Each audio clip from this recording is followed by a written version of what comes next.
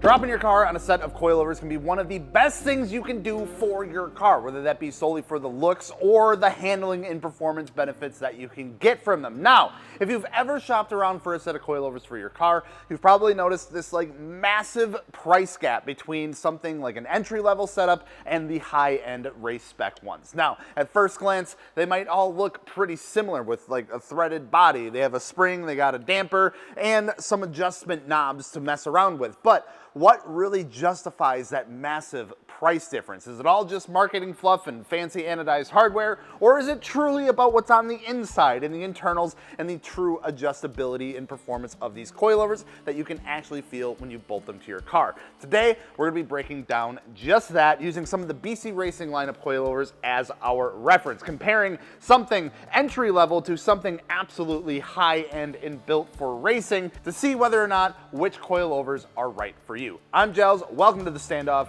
Let's get started. Now, starting off, we're going to talk about the entry-level side of things. Now, in this category, I would put things like the BC Racing BR Series coilover. Other brands would be like the Tein Flex Z, the ST Suspension XA coilovers, and so on. Now, these are the coilovers that you'll typically see in that $1,000 to $1,200 price range. And for a brand like BC, specifically the BR Series, these are arguably their most popular model. Taking a look at the BR specifically here, for the money, they give you height adjustability, you got 30 levels of damping adjustment, and a monotube damper design. Perfect for daily driving, spirited weekend runs, or even some light track work if you do occasionally take your cars to the track. These things are solid, they get the job done. They're affordable, they're serviceable, and a huge upgrade over your stock suspension for most builds.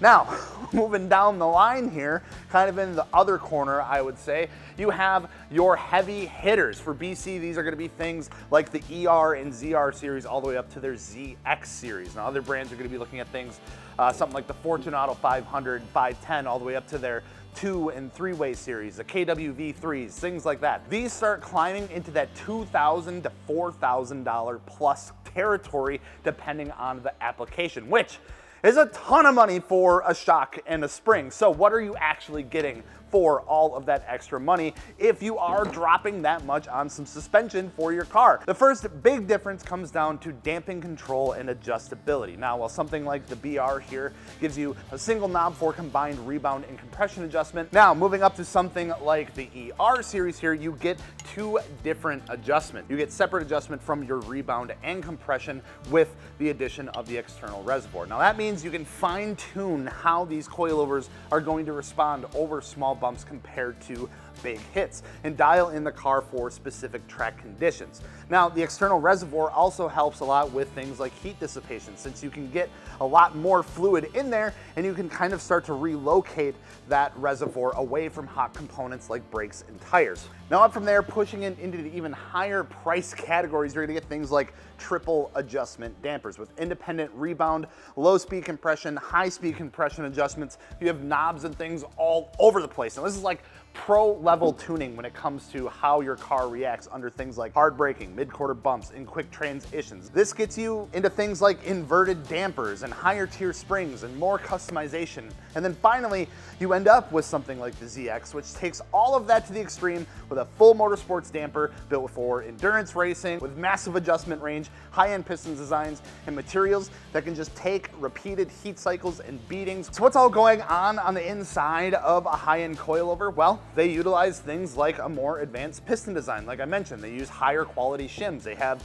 a more consistent valving. The external reservoirs on some of these increase the fluid capacity, helping keep those temperatures down and more stable during high heat use. Provides more consistent damping and more predictable handling control. The ability to set the car up for a specific track, tire, or even driving style. So even though the performance benefits may not be exponential from something like the BR to the ER or whatever it might be, the reliability and long-term capabilities of these high-end coilovers are much higher, and that's what you're paying for. They're built specifically for this type of use and can handle it a lot better. So what would determine what type of coilover you should go with for your car? That's a great question because it's a question we get quite often. Now, when it comes to Car parts is this thing that we like to do as car enthusiasts where we correlate the price of something to how it's going to perform and the overall quality, which I will say is typically pretty true. But the thing is, if you're daily driving your car and you want something to get you good fitment, daily driving something like the ZX, that's gonna be insanely overkill. More than likely, you're gonna hate it and you're not gonna get the benefit of those adjustments on your morning commute. But